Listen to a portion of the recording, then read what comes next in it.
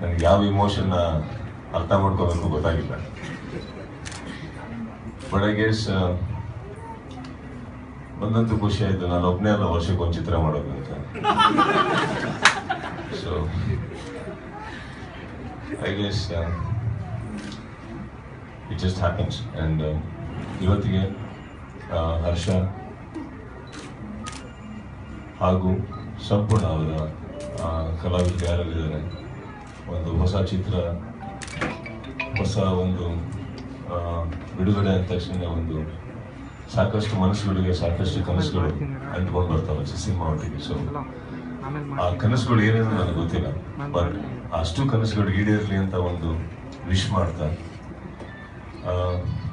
ಗಜಪಡೆ ಗಜ ಅನ್ನೋದೊಂದು ಚಿತ್ರ ಆಲ್ರೆಡಿ ಸಿಕ್ಕಾಪಟ್ಟೆ ದೊಡ್ಡ ಹಿಟ್ ಆಗಿದೆ. ಸೊ ಇದನ್ನು ಎಕ್ಸ್ಟೆನ್ಷನ್ ಆಗಲಿ ಆ ಪಿಕ್ಚರ್ದು ಅಂತ ನಾನು ಹೇಳ್ತೇನೆ. Wish them all the luck. And definitely Harsha ಹೇಗೇನು ಹೇಳಿದಾಗೆ ಅವರು ನಮ್ಮ ಮನೆಗೆ ಬಂದು ಹೋಗ್ತಾ ಇರ್ತಾರೆ. ಅವ್ರಿಗೆ ಇನ್ನೊಂದು ಹೊಸೊಬ್ರು ಅನ್ನೋದಕ್ಕೆ ಒಂದು ಉದಾಹರಣೆ. ಆ್ಯಕ್ಚುಲಿ 4:15 ಇಲ್ಲಿರಿ ಅಂತ ಹೇಳಿದ್ರು ನನಗೆ. ನಾನು 3:45 ಹೊರಡೋ ಟೈಮಲ್ಲಿ ಇಲ್ಲ, ಎಲ್ಲರೂ ಸೆಟ್ಲ್ ಆದ ತಕ್ಷಣ ಹೇಳ್ತೀಯಣ್ಣ ಅಂತ. ಬಟ್ ಅವ್ನಿಗೆ ಮರ್ತೋಗಿದ್ದು ಒಂದು JC ರೋಡ್ ಮಧ್ಯದಲ್ಲಿದೆ ಅಂತ. ಬೆಂಗಳೂರು ಇಡೀ ಸುತ್ತಾಕೊಂಡ್ಬರ್ಬೇಕಾಯ್ತು ಈಗ, ಸ್ವಲ್ಪ ಲೇಟಾಗಿ ಹೊರಟಿದ್ದಕ್ಕೆ. Sorry for making you all wait. I am extremely sorry for that. But I really wish you from the bottom of my heart all the team members. And ಇನ್ನೊಂದು ಖುಷಿ ಅಂದರೆ ನನ್ನ ಒಬ್ಬ ಸ್ನೇಹಿತ ಇಲ್ಲಿ ಆನಂದ್ ಆಡಿಯೋ ನಮ್ಮವರು ಎಲ್ಲ ಕಡೆ ಕಾಣಿಸ್ಕೊಳ್ತಾ ಇರ್ತಾರೆ. So I wish him also all the best. And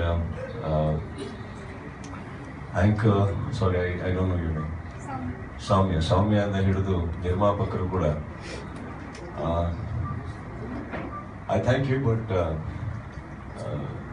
ನಿಮ್ಮ ಪ್ರೀತಿ ಇರ್ಬೋದು ನನಗೆ ಗೊತ್ತಿಲ್ಲ, ನೀವು ಸಿನಿಮಾ ಬಿಟ್ಟು ನನ್ನ ಬಗ್ಗೆ ಮಾತಾಡೋಕ್ಕೆ ಸ್ಟಾರ್ಟ್ ಮಾಡಿದ್ರಿ ಎಲ್ಲರೂ.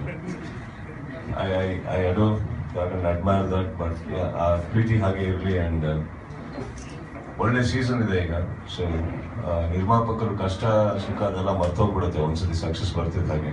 ಒಂದು ನೋಡಿಕೊಂಡು ಕರೆಕ್ಟ್ ಟೈಮಲ್ಲಿ ರಿಲೀಸ್ ಮಾಡಿ, because release is very important for any films. Just do that and I am sure you do well. All the best. Okay, thank you so much.